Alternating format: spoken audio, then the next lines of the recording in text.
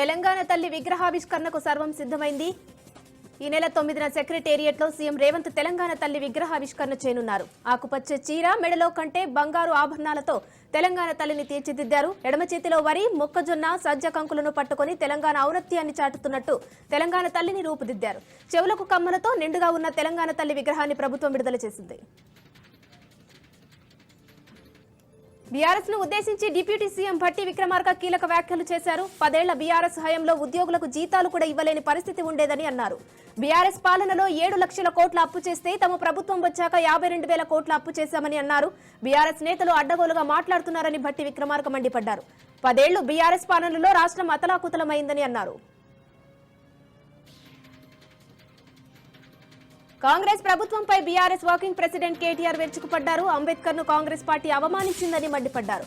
అంబేద్కర్ ను కాంగ్రెస్ నిర్బంధించిందని ధ్వజమెత్తారు. 125 అడుగుల అంబేద్కర్ విగ్రహాన్ని సీఎం రేవంత్ నిర్లక్ష్యం చేయడం వెనుక కారణమేంటని ప్రశ్నించారు. కాంగ్రెస్ పార్టీ ఏడాది కాలంలో ఏం సాధించిందని సంబరాలు చేసుకుంటున్నారని ఎంపీ ఈటెల రాజేందర్ ప్రశ్నించారు. మేనిఫెస్టోలో ఇచ్చిన హామీలు ఎన్ని అమలయ్యాయో ప్రజాక్షేత్రంలోకి వెళ్లి కనుక్కుందామా అంటూ కాంగ్రెస్ నాయకులకు సవాల్ విసిరారు. అబద్దాల పునాదుల మీద గెలిచిన కాంగ్రెస్ నిత్యం ప్రజలను మభ్యపెట్టేందుకు ప్రయత్నిస్తుందని విమర్శించారు. హైడ్రా, మూసీ మీద మాట్లాడిన కిషన్ రెడ్డిపై వెకిలి మాటలు మాట్లాడిన రేవంత్ రెడ్డి మీద తీవ్ర స్థాయిలో విరుచుకుపడ్డారు. హైదరాబాద్ సంధ్య థియేటర్ వద్ద బెనిఫిట్ షో సందర్భంగా జరిగిన తొక్కిసలాటలో ఒక మహిళ ప్రాణాలు కోల్పోవడం కలకలం రేపింది. ఈ నేపథ్యంలో మంత్రి కోమటిరెడ్డి వెంకటరెడ్డి సంచలన వ్యాఖ్యలు చేశారు. ఇకపై ఏ సినిమాకు కూడా బెనిఫిట్ షోకు అనుమతులు ఇవ్వబోమని ఆయన తెలిపారు. నగరంలో బెనిఫిట్ షోలు వేయడం వల్ల శాంతి భద్రతలకు విఘాతం కలుగుతుందని కోమటిరెడ్డి అన్నారు. కుటుంబంతో కలిసి సరదాగా సినిమా చూసేందుకు వచ్చిన వారు తమ కుటుంబ సభ్యురాల్ని కోల్పోవడం తనను ఎంతో బాధించిందని తెలిపారు. బీఆర్ఎస్ ఎమ్మెల్యేలు, పార్టీ నేతల అక్రమ అరెస్టులకు నిరసనగా ట్యాంక్ బండ్ వద్ద ధర్నాకు బీఆర్ఎస్ పిలుపునిచ్చింది. ఈ నేపథ్యంలో రాష్ట్ర వ్యాప్తంగా పోలీసులు అలర్ట్ అయ్యారు. బీఆర్ఎస్ ఎమ్మెల్యేలు, ముఖ్య నేతలను ఇళ్ల వద్ద పోలీసులు మోహరించారు. నేతల ఇంటి వద్ద ఎక్కడికక్కడ గృహ నిర్బంధం చేశారు. బీఆర్ఎస్ ఎమ్మెల్యేలు, ముఖ్య నేతలు బయటకు రాకుండా పోలీసులు పూర్తి స్థాయిలో కాపలా కాస్తున్నారు. రేపు సీఎం రేవంత్ రెడ్డి నల్గొండ జిల్లాలో పర్యటించనున్నారు. జిల్లా కేంద్రంలోని మెడికల్ కాలేజీతో పాటు దామరచర్ల మండలంలోని యాదాద్రి థర్మల్ ప్లాంట్ మొదటి విడత విద్యుత్ సరఫరా కేంద్రాన్ని ప్రారంభించనున్నారు. నల్గొండలో స్కిల్ డెవలప్మెంట్ కాలేజీతో పాటు బహిరంగ సభలో పాల్గొననున్నారు. సీఎం రాక సందర్భంగా అధికారులు ఇప్పటికే ఏర్పాట్లు పూర్తి చేశారు.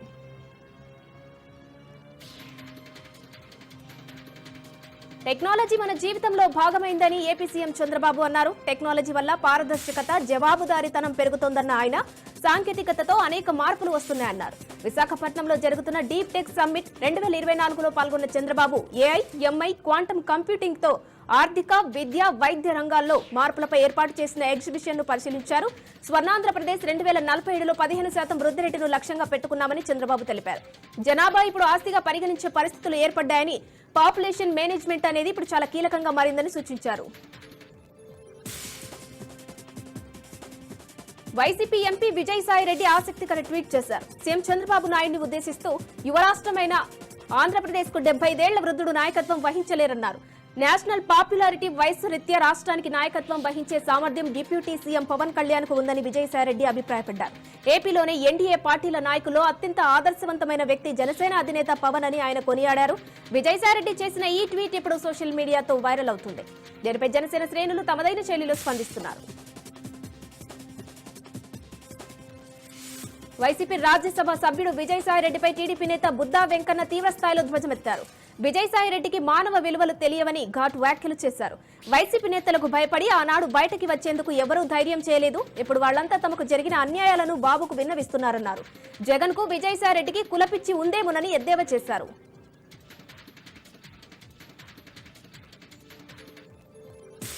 కాంగ్రెస్ ఏడాది పాలన వైఫల్యాలపై బీజేపీ ఛార్జ్ షీట్ విడుదల చేసింది. 6 గ్యారంటీలు, 66 మోసాలతో కాంగ్రెస్ మోసం చేసిందని హనుమకొండ జిల్లా బీజేపీ అధ్యక్షురాలు రావు పద్మ అన్నారు. ఇచ్చిన హామీలను ఏ ఒక్కటి నెరవేర్చలేదని విమర్శించారు. రైతులను కాంగ్రెస్ ప్రభుత్వం నట్టేట ముంచిందని అన్నారు. కాంగ్రెస్ ప్రభుత్వం ఏం చేసిందని, విజయోత్సవాలు చేస్తుందో చెప్పాలని ప్రశ్నించారు. అప్పులు చేయడంలో తెలంగాణ ప్రభుత్వం రైజింగ్ లో ఉందని రావు పద్మ అన్నారు. కృష్ణా జిల్లా వెనిగండ్ల గ్రామంలోని పలు ప్రాంతాలను మున్సిపల్ కమిషనర్ శ్రీనివాసరావుతో కలిసి ఎమ్మెల్యే పరిశీలించారు. ద్విచక్ర వాహనంపై తిరుగుతూ పారిశుద్ధ్య పరిస్థితులపై సూచనలు చేశారు. పట్టణ ప్రజలకు పారిశుద్ధ్య విషయంలో ఎటువంటి ఇబ్బందులు తలెత్తకూడదని కమిషనర్ను ఆదేశించారు. అనంతరం గుడివాడలోని అన్నా క్యాంటీన్లను పరిశీలించి సిబ్బందికి తగు సూచనలు చేశారు. దళితుల అభ్యున్నతి కోసం గత ప్రభుత్వం అనేక పథకాలు ప్రవేశపెట్టిందని ఎమ్మెల్యే తాటిపర్తి చంద్రశేఖర్ అన్నారు. అందులో భాగంగానే 20 ఏళ్లు నిండిన స్థలాన్ని రిజిస్ట్రేషన్ చేసుకునే వెసులుబాటు కల్పించిందని తెలిపారు. అయితే ప్రస్తుతం అధికారంలోకి వచ్చిన తర్వాత రిజిస్ట్రేషన్లలో అవకతవకలు జరిగాయని కారణం సాకుగా చూపి వాటిని రద్దు చేసే ప్రయత్నాలు చేస్తుందని ఆరోపించారు. రాబో రోజుల్లో ప్రాంతాలు పార్టీలకు అతీతంగా ప్రజా సమస్యలు తీరుస్తానని తాడికొండ వైసీపీ సమన్వయకర్త వనమ బాల వజ్రబాబు తెలిపారు. 2 వీలర్స్ తో వద్దామని అనుకుంటే పోలీసులు అడుగడుగున ఆపుతున్నారని ఆగ్రహం వ్యక్తం చేశారు. అధికార పార్టీకి అండగా ఉంటూ పోలీసులు నడుచుకూడదని సూచించారు. రాష్ట్రంలో ఎన్నికల ముందు చంద్రబాబు తప్పుడు హామీలు ఇచ్చారని ఎమ్మెల్యే రామచంద్రారెడ్డి అన్నారు. చిత్తూరు జిల్లా పొంగనూరులో అంబేద్కర్ విగ్రహానికి ఎమ్మెల్యే రామచంద్రారెడ్డి నివాళులు అర్పించారు. గతంలో కూడా చంద్రబాబు ఇలాగే మోసం చేశారని అన్నారు. హామీలపై ప్రశ్నించిన వారిని వేధింపులకు గురి చేస్తున్నారని ఆరోపించారు. బుడమేరు వరద, బోట్లు అడ్డు, శ్రీవారి లడ్డు, రేషన్ బియ్యం అంటూ డైవర్షన్ పాలిటిక్స్ చేశారని అన్నారు.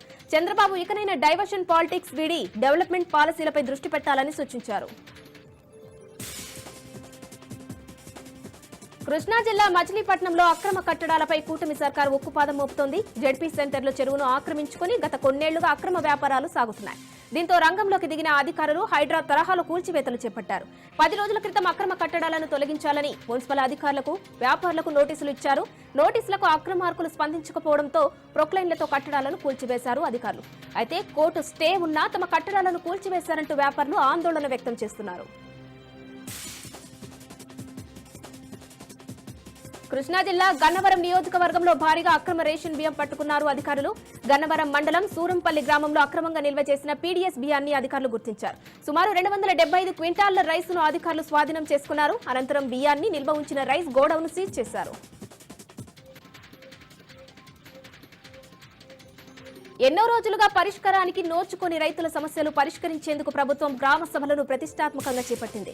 దీనిలో భాగంగా బాపట్ల జిల్లా గవినివారిపాలెంలో ఏర్పాటు చేసిన రెవెన్యూ సదస్సులో జిల్లా కలెక్టర్ వెంకటమురళి హాజరయ్యారు. రైతులకు సంబంధించిన పొలాలు, సర్వేలకు సంబంధించిన సమస్యలపై అర్జీలు స్వీకరించారు. అర్జీలు ఇచ్చిన రైతు సమస్యలను త్వరగా పరిష్కరించాలని అధికారులను కలెక్టర్ వెంకటమురళి ఆదేశించారు. ప్రకాశం జిల్లా గిద్దలూరులో నూతన బస్సులను శాసనసభ్యులు ముత్తుముల అశోక్ రెడ్డి ప్రారంభించారు. అనంతరం బస్సు నడిపి సిబ్బందికి శుభాకాంక్షలు తెలిపారు. ఈ కార్యక్రమంలో ఆర్టీసీ సిబ్బంది, టీడీపీ నాయకులు, కార్యకర్తలు భారీగా పాల్గొన్నారు.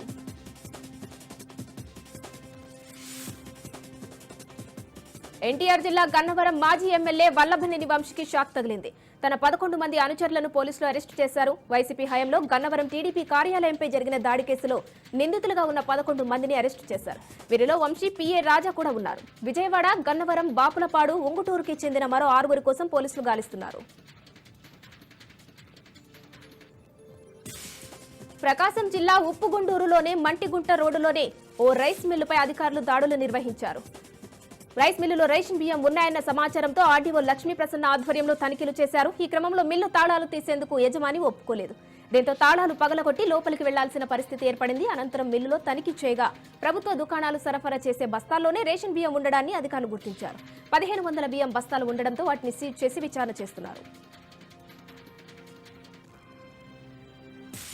ఏపీలో జరుగుతున్న రేషన్ బియ్యం అక్రమ రవాణా కేసులో కీలక పరిణామం చోటు చేసుకుంది. కాకినాడ పోర్టు నుంచి పీడీఎస్ రైస్ అక్రమంగా రవాణా జరుగుతుండటంపై ఏపీ ప్రభుత్వం సిట్ దర్యాప్తు జరపాలని ఆదేశించింది. దీంతో రంగంలోకి దిగిన సిట్ బృందం 2 ఐపీఎస్లు, 4 డీఎస్పీలతో దర్యాప్తు ప్రారంభించింది. ప్రతి 15 రోజులకు ఒకసారి కేసు పురోగతిపై ప్రభుత్వానికి నివేదిక ఇవ్వనుంది. ఇక సిట్ చీఫ్ గా వినీత్ బ్రిజ్లాల్ వ్యవహరించనున్నారు. హన్మకొండ జిల్లా కాజీపేటలో మున్సిపల్ అధికారులు చిరు వ్యాపారులపై అత్యుత్సాహం ప్రదర్శించారు. ఎలాంటి ముందస్తు నోటీసులు ఇవ్వకుండా బుల్డోజర్లతో షాపులను తొలగించడంతో అధికారుల తీరుపై వ్యాపారులు ఆగ్రహం వ్యక్తం చేస్తున్నారు.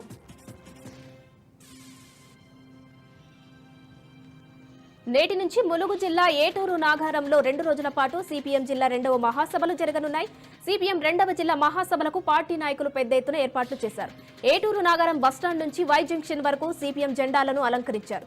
ఈ సందర్భంగా వై జంక్షన్, ఐటీడీఏ కార్యాలయం, బస్టాండ్ వద్ద పార్టీ జెండాలను సిపిఎం నాయకులు ఎగరవేయనున్నారు. ఈ మహాసభలకు రాష్ట్ర కార్యదర్శి తమ్మినేని వీరభద్రం హాజరు కానున్నారు.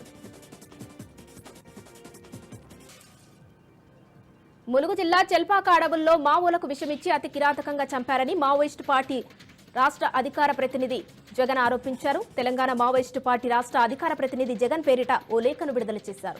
ఈ లేఖలో జగన్ పలు కీలక వ్యాఖ్యలు చేశారు. నవంబర్ 30న 7గురితో ఉన్న తమ దళం చెల్పాక పంచాయతీలో ఉన్న వలస ఆదివాసీ వ్యక్తి ఇంటికి భోజనాలకు వెళ్లారని, ఆదివాసీ వ్యక్తి పోలీసులకు ఇన్ఫార్మర్ గా మారి మావోల భోజనాల్లో విషం కలిపాడని జగన్ తన లేఖలో పేర్కొన్నారు. 7గురు మావోయిస్టులను పోలీసులు చిత్రహింసలు పెట్టి అతి దగ్గర నుండి కాల్చి చంపారని ఆరోపించారు. ఈ ఎన్కౌంటర్ కు నిరసనగా డిసెంబర్ 9న తెలంగాణ రాష్ట్ర బంద్కు పిలుపునిస్తున్నట్లు ఆయన ప్రకటించారు. ఉమ్మడి ఖమ్మం జిల్లా చెర్ల మండలంలో ఆదివాసీ యువజన సంఘం ఆధ్వర్యంలో రాస్తారోకో నిర్వహించారు. మావోయిస్టులకు వ్యతిరేకంగా భారీ ర్యాలీ చేపట్టారు. మావోయిస్టులవే కాదు, మావి ప్రాణాలేనని, ఇన్ఫార్మర్ నెపంతో ఆదివాసీలను, దళితులను హత్య చేస్తున్నారని ఆగ్రహం వ్యక్తం చేశారు. మావోయిస్టుల హత్యలు జరగనప్పుడు స్పందించే పౌర హక్కుల నేతలు అమాయకులను హత్య చేసినప్పుడు ఎందుకు స్పందించడం లేదని మండిపడుతున్నారు. మావోయిస్టులకు చీమ కుట్టినా స్పందించే హక్కుల నేతలు మావోయిస్టులు చేసే హత్యలపై తేలు కుట్టిన దొంగల్లా ప్రవర్తిస్తున్నారెందుకని ప్రశ్నించారు. విశాఖ జిల్లా టీడీపీ కార్యాలయంలో అంబేద్కర్ వర్ధంతి కార్యక్రమం జరిగింది. సీఎం చంద్రబాబు అంబేద్కర్ విగ్రహానికి పూలమాలలు వేసి నివాళులు అర్పించారు. నిన్న మహారాష్ట్రలోని ముఖ్యమంత్రి ప్రమాణ స్వీకారం అనంతరం నేరుగా జిల్లా టీడీపీ కార్యాలయానికి చేరుకుని రాత్రి అక్కడే బస చేశారు. నేడు నగరంలోని వివిధ సదస్సులో పాల్గొన్న ఆయన ముందుగా అంబేద్కర్ వర్ధంతి కార్యక్రమాన్ని పార్టీ కార్యాలయంలో నిర్వహించారు. బీఆర్ అంబేద్కర్ వర్ధంతి సందర్భంగా ఆయన్ను స్మరించుకోవడం అందరి బాధ్యత అని కడప ఎమ్మెల్యే మాధవిరెడ్డి అన్నారు. కడప కలెక్టరేట్లోనే అంబేద్కర్ విగ్రహానికి పూలమాలలు వేసి నివాళులు అర్పించారు. దేశాన్ని నడిపించే బలమైన రాజ్యాంగం ఉండడం వల్లే భారతదేశం ప్రపంచ దేశాల్లో అగ్రగామిగా ఉందని ఆమె అన్నారు. సరైన పరిపాలన విధానం లేక ప్రపంచంలో అనేక దేశాలు అతలాకుతలమయ్యాయన్నారు. అంబేద్కర్ రాజ్యాంగం స్ఫూర్తిని కాపాడుకుంటూ ముందుకెళ్లడమే మనందరి ముందున్న అతిపెద్ద బాధ్యత అని ఆమె గుర్తు చేశారు. కాకినాడ జిల్లా అన్నవరం సత్యదేవుని ఏపీ శాసనసభ స్పీకర్ చింతకాయల అయ్యన్న పాత్రుడు దర్శించుకున్నారు. ఆలయ మర్యాదలతో దేవస్థానం చైర్మన్ రోహిత్ ఈవో త్రినాథరావు స్వాగతం పలికారు. స్వామివారి దర్శనానంతరం అయ్యన్న పాత్రుడికి పండితులు ఆశీస్సులు అందజేశారు. ఆలయ అభివృద్ధి, ఇతర అంశాలపై ఈవో చైర్మన్ తో స్పీకర్ అయ్యన్న పాత్రుడు మాట్లాడారు.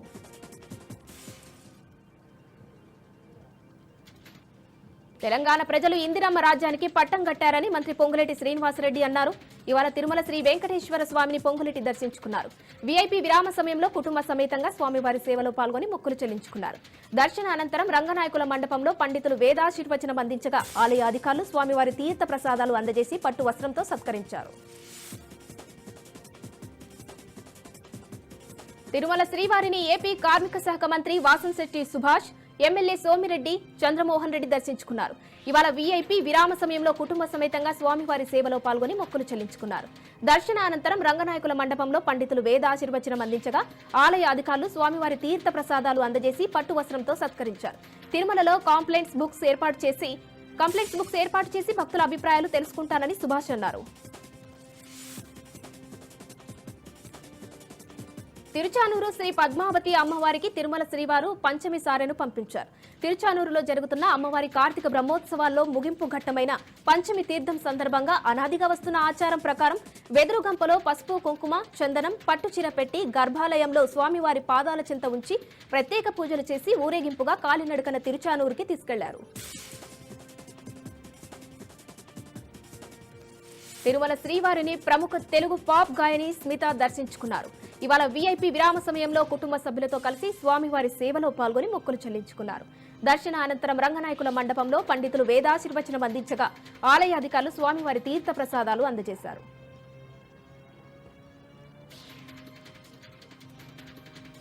ఇంద్రకీలాద్రి అమ్మవారిని కేంద్ర మంత్రి సురేష్ గోపి దర్శించుకున్నారు. ఆలయ మర్యాదలతో అధికారులు స్వాగతం పలికి వారికి అమ్మవారి దర్శనం కల్పించారు. అనంతరం అమ్మవారి శేషవస్త్రం, ప్రసాదం, చిత్రపటాలని అందజేశారు.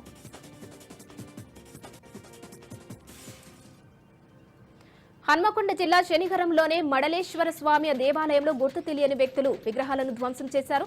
అలాగే నెల రోజుల క్రితం ఇదే గ్రామంలోని రామాలయంలో పంచలోహ విగ్రహాలు ఎత్తుకెళ్లారు. విగ్రహాల ధ్వంసంపై హిందూ సంఘాల నాయకులు ఆగ్రహం వ్యక్తం చేస్తున్నారు. కేసు నమోదు చేసుకున్న పోలీసులు దర్యాప్తు చేస్తున్నారు.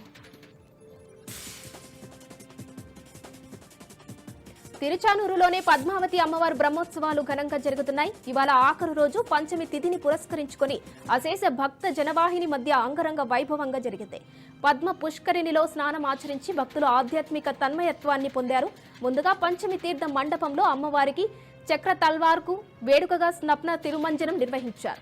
పాలు, పెరుగు, తేనె, కొబ్బరి నీళ్లు, పసుపు, చందనాలతో అభిషేకం చేశారు. ఈ సందర్భంగా అమ్మవారికి అలంకరించిన పూలమాలలు, కిరీటాలు భక్తులకు కనువిందు చేశాయి.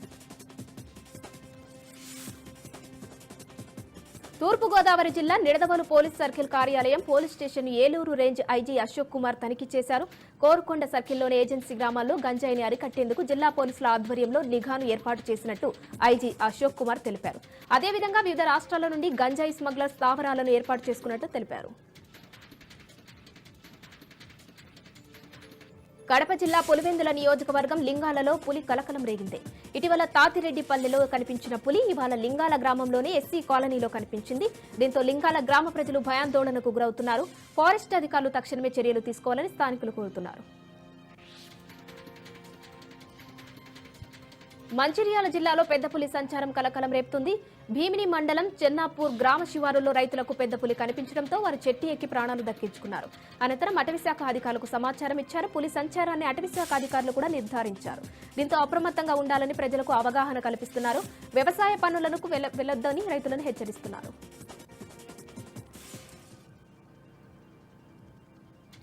మహబూబ్ నగర్ జిల్లా కేంద్రంలోనే గోల్ మజిద్ ప్రాంతంలో ఆడుకుంటున్న 30 మంది చిన్నపిల్లలపైన వీధి కుక్క దాడి చేయడం స్థానికంగా కలకలం రేపుతుంది. కుక్క కాటుకు గురైన వారందరినీ స్థానికులు హుటాహుటిన మహబూబ్ నగర్ ప్రభుత్వ ఆసుపత్రికి తరలించారు. కుక్క కాటుకు గురైన వారందరికీ టీటీ, యాంటీ ర్యాబిస్ ఇంజెక్షన్స్ ఇచ్చారు. వీధి కుక్కల ప్రాబల్యం ఎక్కువగా ఉందని స్థానికులు పలుమార్లు విన్నవించుకున్నా అధికారులు మాత్రం పట్టించుకోవడం లేదని ఆవేదన వ్యక్తం చేస్తున్నారు. అంబేద్కర్ కోనసీమ జిల్లాలో కిడ్నాప్ కలకలం రేపుతుంది. తూర్పుపాలెంలో బాలిక కనిపించకుండా పోవడంతో తల్లిదండ్రులు ఆందోళన చెందుతున్నారు. కేసనపల్లి హైస్కూల్లో గణిశెట్టి లక్ష్మీశ్రీ 10వ తరగతి చదువుతుంది. తూర్పుపాలెం గ్రామంలో చికెన్ షాప్ లో పనిచేస్తున్న దుర్గా, అతని భార్య స్వాతి బామ్మర్ది కిడ్నాప్ చేసినట్టుగా అనుమానిస్తున్నారు బాలిక పేరెంట్స్. తల్లిదండ్రుల ఫిర్యాదుతో కేసు నమోదు చేసుకున్న పోలీసులు సీసీ ఫుటేజ్ ఆధారంగా దర్యాప్తు చేస్తున్నారు. నంద్యాలలో పుష్ప 2 సినిమాను మాజీ ఎమ్మెల్యే శిల్పా రవి చూశారు. వైసీపీ కార్యాలయం నుంచి థియేటర్ వరకు అభిమానులతో ర్యాలీ నిర్వహించారు. పుష్ప 2 సినిమా భారతదేశ వ్యాప్తంగా కాకుండా ప్రపంచ వ్యాప్తంగా రిలీజ్ చేసి ప్రపంచం మొత్తం తెలుగువాడి వైపు చూసేలా చేసిన అల్లు అర్జున్ చూసి గర్వపడుతున్నానని శిల్పా రవి తెలిపారు. పుష్ప 2 సినిమాలో అభిమానుల అంచనాలను మించి అల్లు అర్జున్ నట విశ్వరూపం చూపించాడని అన్నారు.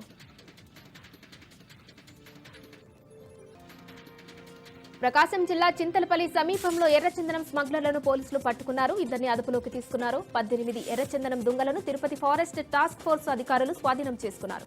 కనుమబావి రస్తా వద్ద టాస్క్ కూంబింగ్ చేస్తుండగా కొంతమంది వ్యక్తులు అనుమానాస్పదంగా తారసపడ్డారు. కనిపించిన వారిలో కొందరు పారిపోగా 2 వ్యక్తులు పట్టుబడ్డారు. పట్టుబడ్డ వారిని ప్రకాశం జిల్లా వాసులుగా గుర్తించారు.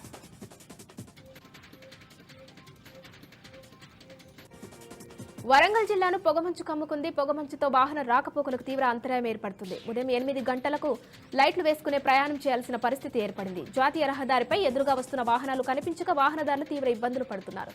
పొగమంచుతో ప్రమాదాలు జరిగే అవకాశం ఉందని వాహనదారులు తగు జాగ్రత్తలు తీసుకోవాలని పోలీసులు సూచిస్తున్నారు. హైదరాబాద్లోని హయత్ నగర్ లో పేలుడు జరిగింది. స్థానికంగా ఉన్న స్టోర్ రూమ్ వెనకాల చెత్త క్లీన్ చేస్తుండగా పేలుడు సంభవించింది. అయితే ప్రమాదంలో మున్సిపల్ ఉద్యోగికి స్వల్ప గాయాలు అయ్యాయి. ఇక అతన్ని వెంటనే ఆసుపత్రికి తరలించారు.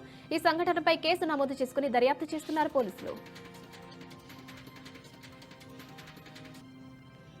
ములుగు జిల్లా ఏటూరు నాగారం ప్రభుత్వ ఆసుపత్రిలో మృతుడు మావోయిస్టు మల్లయ్య మృతదేహాన్ని న్యాయవాదులు పరిశీలించారు. చెల్పాక అడవుల్లో జరిగిన ఎన్కౌంటర్లో మల్లయ్య మృతిపై అనుమానం ఉందంటూ భార్య మీనా హైకోర్టును ఆశ్రయించారు. అయితే నిజ నిర్ధారణ కోసం హైకోర్టుకు చెందిన న్యాయవాదులు మల్లయ్య మృతదేహాన్ని క్షుణ్ణంగా పరిశీలించారు.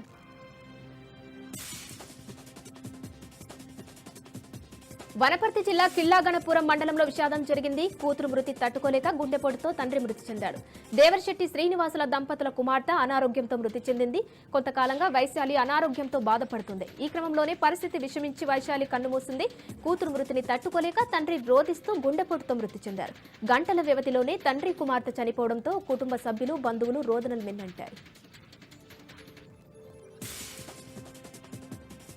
రాజ్యసభలో డబ్బులు కలకలం రేపాయి. నిన్న సభలో రాజ్యసభ ఎంపీ అభిషేక్ సింఘ్వి కుర్చీ కింద నోట్ల కట్టలు లభ్యమయ్యాయి. ఘటనపై రాజ్యసభ చైర్మన్ విచారణకు ఆదేశించారు. భద్రతా తనిఖీల్లో భాగంగా నిన్న చెకింగ్ చేస్తుండగా నోట్ల కట్టలు కనిపించాయి. 500 నోట్ల కట్టలను సెక్యూరిటీ సిబ్బంది గుర్తించారు.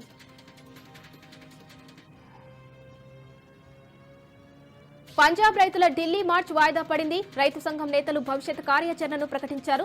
శంభు సరిహద్దు దగ్గర భవిష్యత్ కార్యాచరణను ప్రకటించారు.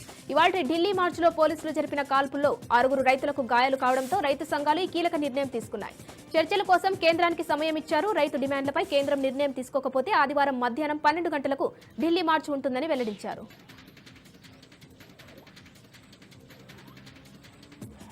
రిజర్వ్ బ్యాంక్ ఆఫ్ ఇండియా కీలక వడ్డీ రేట్లను యథాతథంగా కొనసాగించింది. ఆర్బీఐ ద్రవ్య పరిమితి విధాన కమిటీ సమావేశ నిర్ణయాలను గవర్నర్ శక్తికాంత దాస్ ప్రకటించారు. రెపో రేటును 6.5% వద్ద కొనసాగిస్తున్నట్లు వెల్లడించారు. 2023 ఫిబ్రవరి నుంచి కేంద్ర బ్యాంకు ఈ రేటును ఇలాగే కొనసాగిస్తూ వస్తుంది. ఎలాంటి మార్పు చేయకపోవడం వరుసగా ఇది 11వసారి కావడం గమనార్హం. దేశీయ స్టాక్ మార్కెట్లు ఈ రోజు స్వల్ప నష్టాల్లో ముగిశాయి. 5 రోజుల లాభాలకు బ్రేక్ పడింది.